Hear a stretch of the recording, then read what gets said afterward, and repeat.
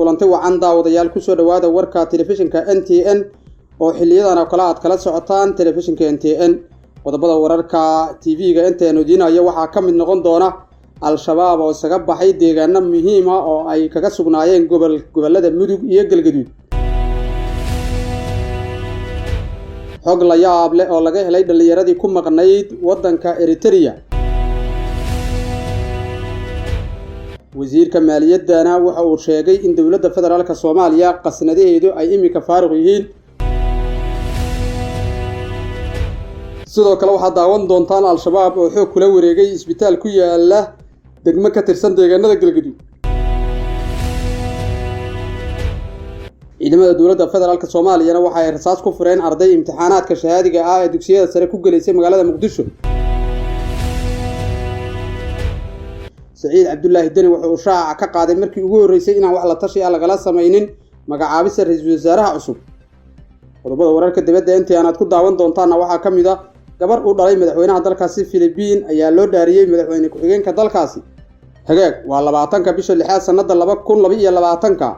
warkii oo faahfaahsan ku soo dhawaada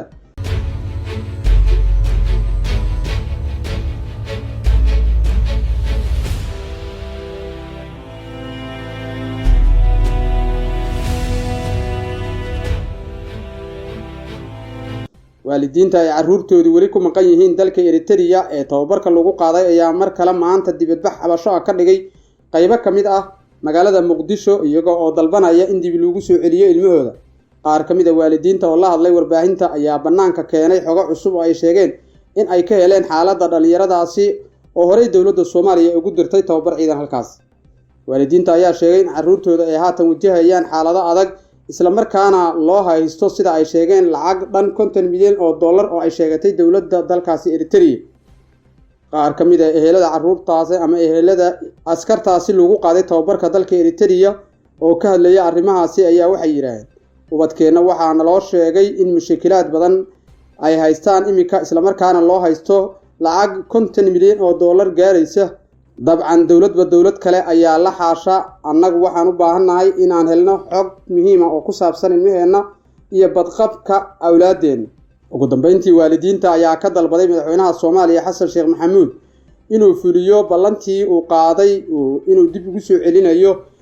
askartii ama ilmihii dhawaan loo qaaday dalkaasi Eritrea kadib guushii uu ka gaaray doorashadii 15 May ku galay magaalada Muqdisho ee caasimadda Soomaaliya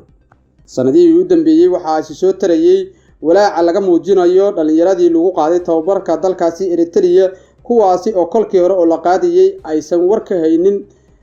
waalidiinta dhashay halka loo qaadayo balse markii dambe loo sheegay in loo qaaday dalkaasi Eritrea ayna ka qayb galeen dagaalkii waqooyiga dalkaasi Ethiopia ka dhacay ee TPLF ururka al-shabaab ayaa waxa ay lumiyeen deegaano badan oo muhiim u ah kadib dagaal xoogan oo ay la galeen dadka deegaanka iyo ciidamada daraawiishta dawlad goboleedka Galmudug jimcihii la soo dhaafay ay ahayd markii dagaal ba'an lagu la galay magaalada ama degmada Baxdo ee gobolka Galgaduud kaas oo qasaarihii abid ugu weynaa al-shabaab oo halkaasi ka soo gaaray kadib markii looga dilay halkaasi in ka badan 80 dagaalyahan loogana qabsaday inta badan agabkii ay ku dagaalamayeen oo isugu jiray gaadiid iyo hub wararka aynu helayna ayaa imika waxa ay sheegayaan in al-shabaab ay isaga baxeen deegaanada Camaara Caad dabagalo iyo deegaano kale oo muhiim ah oo ka tirsan gobolka Mudug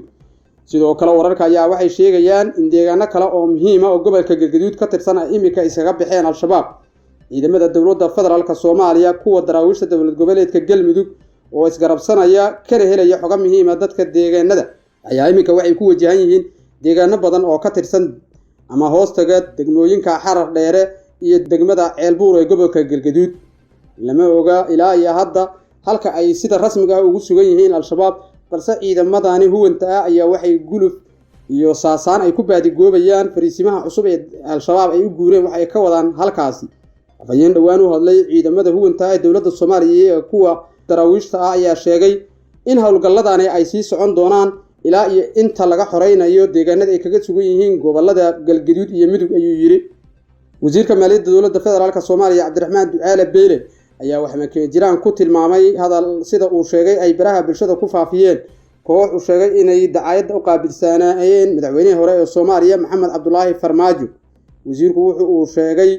shakhsiyaadka uu ku eedeeyay inay faafinayaan dacayadani inay dana siyaasadeed ay ka leeyihiin isla markaasna taliskii hore ee dowladda Soomaaliya uu qasnada dowladda uga tagay lacag dabooli karta miisaaniyadda 6 bilood ee soo aadin. taasina wuxuu ku tilmaamay waxba kaba jiraan. Cabdiraxmaan Ducaale Beyle wuxuu sheegay in aysan qasnada dowladda ku jirin lacag ka badan mushaarka bishan Juun. wuxuuna xusay in kaliya waxa uu hayay yihiin 25ka bisha la bixin doono mushaaraadka ciidanka iyo shaqaalaha dowladda mushaarkooda oo kaliya. qasnadeena ma buuxdo anigu ma oran hadalkaasi cidii tirina waa mas'uuliyad darro dowladeed. xaqiiqdu waxa uu yahay sidaan hal bil mushaarkeed ayaan haynaa oo dabooli karta mushaarka ciidanka iyo shaqaalaha dowladda ayuu yiri wasiir Beyle. wararka ka imaanaya gobolka Galgaduud ayaa sheegaya in al-shabaab si xoog ah kula wareegeen isbitaalka guud ee degmada Ceelbuur halkaas oo ay dhigeen dhaawacyo aad u badan oo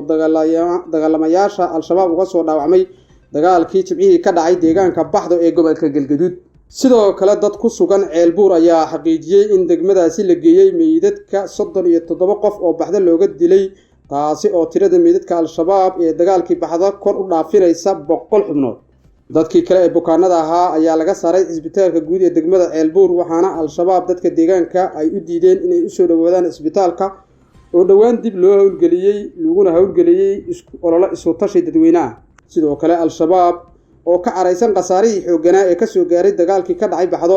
ayaa ganacsatada deegaankaasi ku amray inay bixiyaan shidaalka iyo sahayda kale ee ciidan ay u baahan yihiin. ciidamo ka tirsan booliska dowladda Soomaaliya ayaa maanta waxa ay rasaas ku fureen arday imtixaanka fasalka afraad kaga qayb galaysay dugsiyada sare ee magaalada Muqdisho qaar kamid ah. ciidamada amniga ayaa waxa ay waardiye ka hayeen iskuulka imtixaanka ama iskuulaadka imtixaanka lagu qaadayay kadib markii ardaydu sida ay la sheegay ay waqtiga caadiga ah ka soo daaheen iskuna dayay inay darbiyada ama gidaarada iskuulada ka soo boodaan.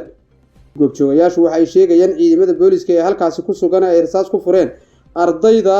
soo daatay oo 3 kamid ah la sheegay inuu dhaawac halkaasi ka soo gaaray. madaxweynaha maamulka Puntland Saciid Cabdullaahi Dane ayaa markii ugu horeysay si faahfaahsan uga hadlay magacaabista ra'iisul wasaaraha cusub ee Soomaaliya Xamse Cabdi Barre, kaas oo la horgeyn doono baarlamaanka Soomaaliya dhawaan. Saciid Dane ayaa shaaca ka qaaday in wax wada tashi ah lagala sameeynin magacaabista ra'iisul wasaaraha cusub oo ka soo jeeda deegaanada Jubbaland, isagoo walaac ka muujiyay arrintaasi. sidoo kale wuxuu tilmaamay inuu cabasho ka muujinayo sida uu u dhaqmay markii uu madaxweynaha Soomaaliya Xasan Sheekh Maxamuud u magacaabay ra'iisul wasaaraha Soomaaliya Xamse Barre, isagoo hadalkaani ka sheegay kulan uu la yeeshay mudanayaasha baarlamaanka Puntland. madaxweyne Saciid Dane ayaa sidoo kale ku faanay inuu kaalin weyn ku lahaa guushii madaxweynaha Soomaaliya Xasan Sheekh Maxamuud uu 15kii May ka gaaray doorashadii ka dhacday magaalada Muqdisho. meesha waxaa ka baxay 2 damac oo Saciid Dane uu raadinayay, kuwaasi oo kala ahaa in Saciid Dane loo magacaabo ra'iisul wasaaraha dalka ama loo magacaabo shakhsi uu asagu hogaaminayo ama oo asagu wato. waxay sii xoojinaysaa ama tani ay dib u soo xoojinaysaa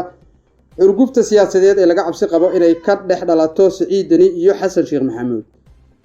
horay waxaa loo naawilayay in ra'iisul wasaaraha Soomaaliya uu noqon doono shakhsi ka yimaada dhinaca Puntland, balse waxaa taasi ay meesha ka baxday kadib markii madaxweynaha Soomaaliya Xasan Sheekh Maxamuud uu u magacaabay Xamse Cabdi Barre oo ka soo jeeda deegaanada Jubbaland. hagaag qodobada dibaddana waxaa kamid ah ama qodobada dibadda warkan ugu dambeeyo gabadha ugu weyn ilmaha uu dhalay madaxweynaha Philippines Rodrigo Duterte ayaa loo dhaariyay xilka madaxweyne ku-xigeenka wadankaasi. Sara Duterte ayaa wacad ku martay in ay midayn doonto dadka reer Philippines iyada oo ka hadlaysay xaflad ka dhacday Davao ee dalkaasi Philippines. balan ayaan ku qaaday in aan arrinkani ka rumeeyo aana mideeyo shacabka reer Philippines ayay tiri Sara iyada oo dhinac taagan Fernando Marcos Jr oo dhawaan bedeli doona madaxweynaha wadankaasi waa aabaheeda. warkii aad kala socoteen NTN TV waa naga intaas daawadayaal, waana ku mahadsantihiin daawadashadiina. warka waxaan idin la socodsiinayay anigoo Cali Maalina. Liibaan Maxamed Aadan baa idin soo saaray. kulanti dambe oo xiiso.